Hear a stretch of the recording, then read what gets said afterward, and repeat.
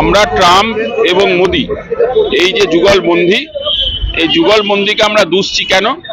Indo US trade ডিলের নাম করে ভারতের যে অর্থনীতি সেটাকে হাতে তুলে দিয়েছে ট্রাম্পের পদলেহন করে হাত পা ধরে ভারতের মানুষের ওপরে কি করেছেন না, ভারতীয় যে গুডস অর্থাৎ মানে যে ভারতীয় যে জিনিসপত্র তার উপর 18% শুল্ক চাপিয়ে দিয়েছে ট্রাম্প, যেটা 3%-এর কম ছিল।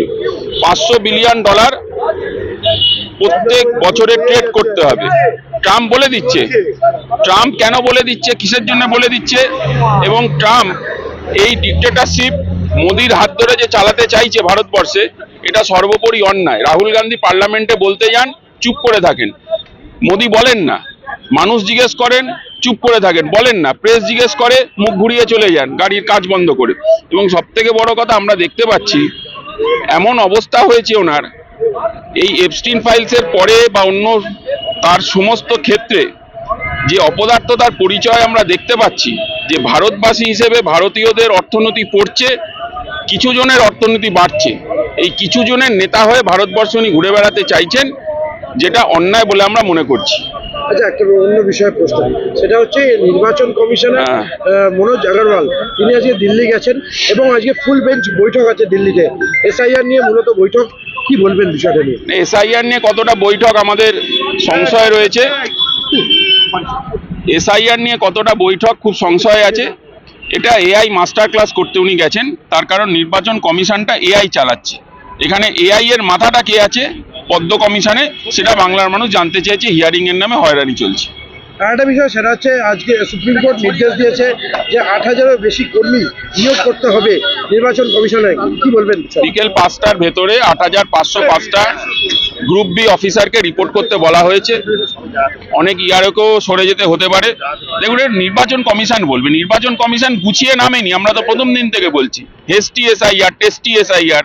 এই হেস্টি আর টেস্টি, বিজেপি আর তৃণমূল, এই হেস্টি টেস্টির ভেতরে বাংলার মানুষকে ফেলে দিয়েছে এবং বাংলার মানুষকে চিবিয়ে খাওয়া হচ্ছে এক প্রকারে। তাদেরকে দাঁড় করিয়ে দেওয়া হচ্ছে লাইনে। এর তো কোনো যুক্তি নেই। যুক্তিহীন এসআইআর পশ্চিমবঙ্গে চলছে।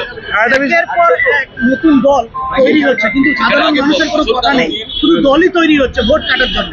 শুনুন, কোনো দল ধর্মকে নিয়ে খেলতে চাইছে, কোনো দল সাধারণ মানুষের অর্থনীতিকে নিয়ে খেলতে চাইছে, কোনো দল দালালি করতে চাইছে, একে অপরের দালালি করতে চাইছে। মানুষের কথা এরা বলছে না।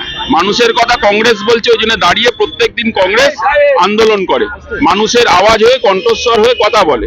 এটাই হলো আমাদের সাথে বাকিদের ডিফারেন্স। হুমায়ুন কবিরের শ্বশুর এবং মেয়ে সহ তার ভাই সহ একাধিক লোককে আজকে আর্থিক তছরূপের ঘটনায় তাদের বাড়িতে রেড হচ্ছে, লক্ষ লক্ষ টাকা উদ্ধার হচ্ছে। কি বলবেন বিষয়টা? এইগুলো নিয়ে মুখ্যমন্ত্রী বলতে পারবেন ভালো, নরেন্দ্র মোদী বলতে পারবেন, বাকিরা কেউ বলতে পারবেন না। আর যদি কিছু বলতে পারে তাহলে শুভেন্দু সেন বলে একজন আছেন, ওই তো বললাম তো, শুভেন্দু অধিকারী এগুলো বলে দেবেন কি আছে না আছে।